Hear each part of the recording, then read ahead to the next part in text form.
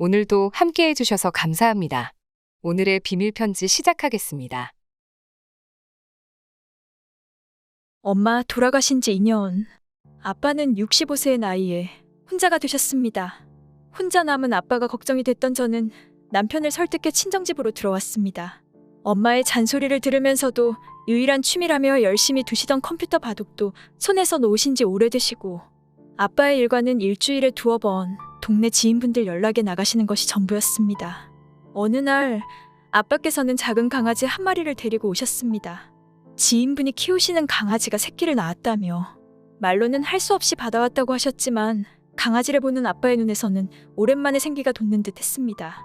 미남이라고 이름을 짓고 미남이 산책을 핑계로 아빠와 저녁마다 산책을 시작했습니다. 그렇게 한 달쯤 지나니 아빠께서는 일하는 딸 대신 낮에 미남이 산책을 시작하셨죠. 엄마의 빈자리가 느껴지지 않는 건 아니었지만 남은 사람은 남은 대로 그 생활에 적응하며 살아가고 있었습니다. 어느 날인가 아빠께서 강아지 줄이 작은 사이즈도 있냐고 물으셨고, 하나 필요하다고 하셔서 바로 주문했습니다. 아빠께서는 산책하며 만난 또리가 있는데 또리 엄마가 미남이 줄에 대해 물었다며 또리한테 준다고 하셨습니다. 구두쇠인 아빠가 다른 사람에게 무엇을 사준다는 자체가 흔한 일이 아닌데, 더 궁금해서 이것저것 물어보니 또리 엄마는 어머니를 모시고 살고 계시며 원래는 보험 일을 하다 그만두고 쉬신다고 하셨습니다.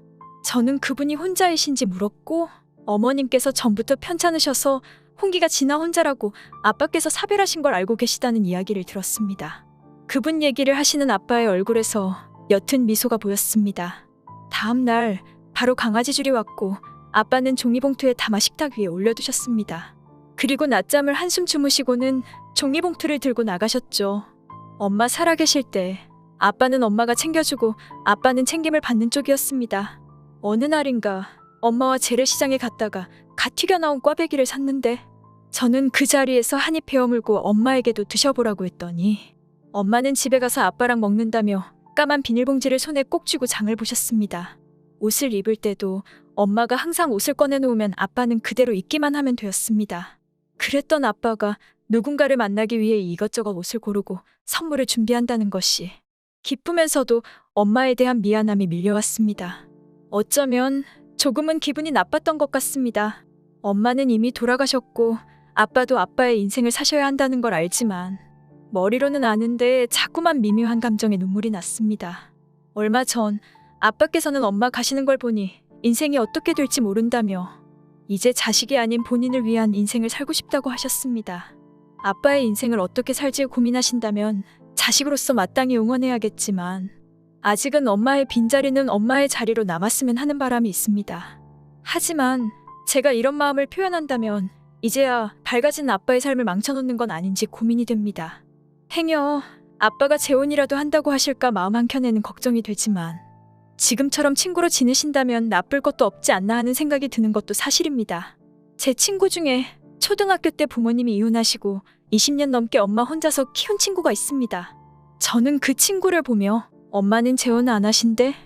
엄마도 여자인데 엄마 인생 사셔야지 라고 이야기를 하면 친구는 아무 대답도 하지 않았습니다.